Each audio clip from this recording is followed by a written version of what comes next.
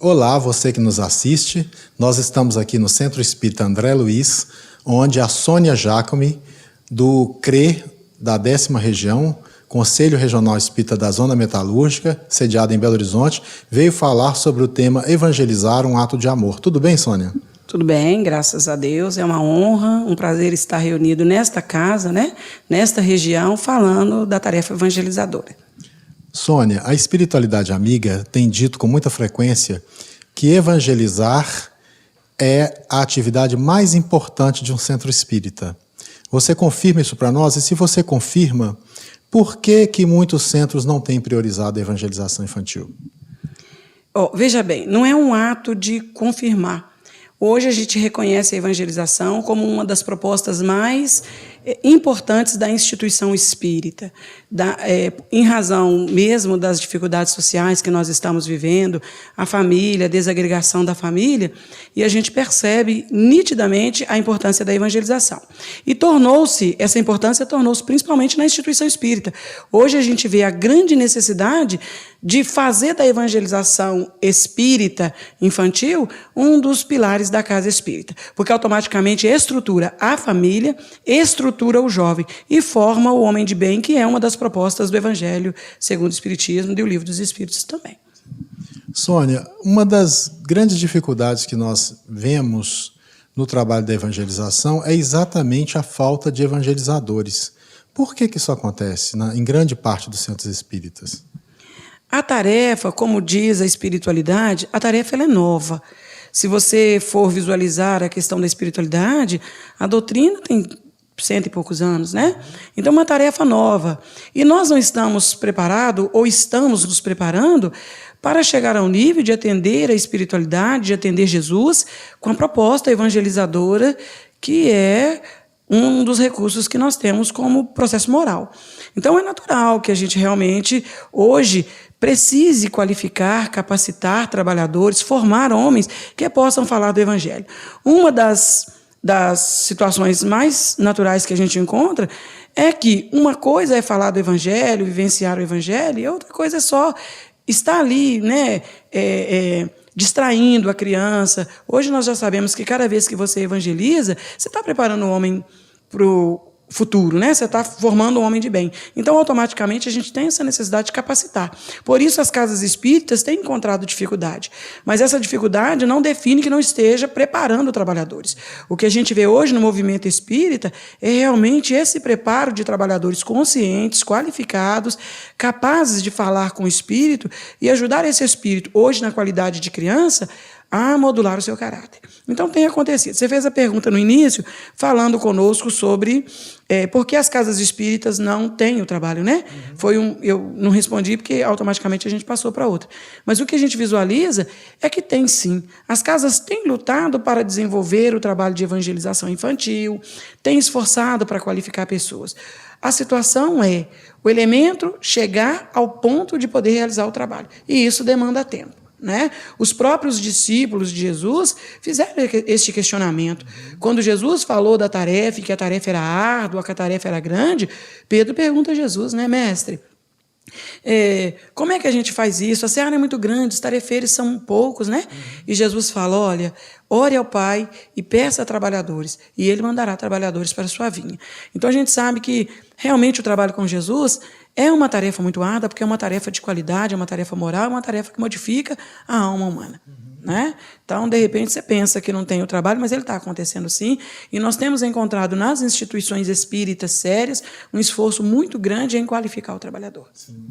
Bom, à parte essa questão da preparação do trabalhador para essa tarefa que é tão importante, nós também pensamos na questão da sensibilização dos pais, tanto pais frequentadores quanto pais trabalhadores, para levarem as suas crianças, se comprometerem em levar as crianças à evangelização. Como que o Centro Espírita pode estar trabalhando esse aspecto? Nós temos trabalhado muito para que isso aconteça, por exemplo, nas reuniões de estudo, o convite, Que a gente, trabalhador da infância, responsáveis pela tarefa, tenhamos a coragem de ir nas reuniões públicas, de falar sobre a importância da evangelização infantil, de trabalhar a questão da modificação da criança na conduta diária dela, no dia a dia, a partir do momento que ela é evangelizada. Então, quando você faz essa dinâmica nas reuniões públicas, você consegue com que estes pais, às vezes 1 hora por semana, 1 minuto, né, durante as palestras, 5 minutos durante a palestra, que você consiga realizar esse trabalho, que é o convite, que é o envolvimento desses pais com a evangelização infantil, você consegue com que eles tragam suas crianças para a evangelização. E o próprio trabalhador da casa espírita, ele está consciente que para o centro espírita continuar no seu desempenho junto a Jesus, ele precisa qualificar o trabalhador, né? Ele precisa levar aquele trabalhador, ele precisa levar aquela criança à evangelização, porque ele vai continuar o centro espírita. Se a casa não investe na infância, não investe na juventude, ela tende a não continuar. Então, quem é que vai fazer isso? Principalmente aqueles que hoje são lideranças da casa espírita, né? E o motivador que a gente tem encontrado, como nós te falamos, é esses convites que a gente tem feito nas reuniões públicas, que é o próprio evangelizador, às vezes, fazer essa 5 minutos, 10 minutos, uma dinâmica, uma brincadeira com os pais, motivando esses pais a levarem suas crianças à casa espírita, à evangelização espírita infanto-juvenil. Ok.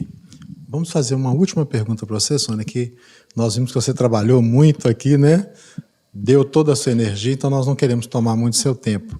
Para finalizar, com que idade a criança deve começar a ser evangelizada no centro espírita? Porque fala-se hoje em evangelização de bebês. Pois é, uma misericórdia, né? Antigamente, você evangelizava a criança a partir dos 4 anos de idade. Com a técnica, com a ciência, com a tecnologia, né? Com a moral mesmo da criança encarnada, a gente sabe que quando você deixa para evangelizar a partir dos 4 anos, você já perdeu 4 anos de orientação espiritual. Então, a consciência espiritual hoje diz que você leva o espírito ainda no ventre para a evangelização. Até porque a dinâmica espiritual é fantástica. O espírito é preparado antes para reencarnar. Ele recebe todo um preparo familiar, social, para ele vir lidar com o mundo espírita. Quando ele chega aqui, ele tem que continuar esse processo. E, às vezes, isso acontece a partir da evangelização do ventre. Porque ele ali, no período do ventre, a criança está apta, está aberta a todo tipo de informação. Né? Ao contrário do que a gente imagina, que a criança não está a perceber o que está em sua volta, isso não é verdade, ela acompanha tudo. Então, quando a criança é evangelizada desde o ventre, a tendência é ela estabelecer a programação espiritual. Então, o correto é evangelizar a partir do ventre. A gente tem visto hoje companheiras, né, a Sheila Passos, o próprio Haroldo Dutra e outros amigos do coração, fazendo um trabalho bem acentuado no que diz respeito à evangelização do ventre. Né? Evangelizar desde o momento que a criança abraça a proposta reencarnatória. Ou seja, que a criança não, né? Que o espírito abraça a proposta reencarnatória. Porque aí ele vem como infância e aquele período em que ele passa ali, aleatório ao seu passado, ele tem muito mais facilidade para receber uma estrutura moral. E quando ele dilata ali pela sua idade de 7 anos, onde ele faz um encaixamento no corpo, né? Sedimentaliza a reencarnação, aí a gente vai ver que ele está preparado para viver as experiências físicas, psíquicas e espirituais. Então, a evangelização ela realmente deveria começar no ventre. Tomara consigamos envolver os pais, os responsáveis pela evangelização, que ela deve começar assim que a criança aceita a oportunidade da bênção da vida. Sônia, muito obrigado. Nós te agradecemos pela sua atenção. E gostaríamos que você deixasse uma mensagem àqueles que nos assistem. Nós é que agradecemos, né? Agradecemos a Jesus a bênção da oportunidade. Sabemos que a tarefa evangelizadora hoje é uma proposta de unificação no universo. Se nós desejamos, a mensagem que a gente quer deixar mesmo, principalmente para o telespectador, né? Para aqueles que lidam na área da infância, para aqueles pais que estão com problema na família, para aqueles lares com conflitos na área da educação, é que se nós almejamos a regeneração, a proposta é iniciar o processo evangelizador. Quem tem conflitos em casa, quem tem dificuldade, estabeleça a evangelização infanto-juvenil no lar e abra as portas para o culto do evangelho no lar. E aí nós vamos conseguir estabilizar o nosso universo e viver num mundo regenerativo, com consciência do ser humano que está ao nosso lado. Ok, Sônia. Muito obrigado. Nós agradecemos a você que nos assiste e até uma próxima oportunidade.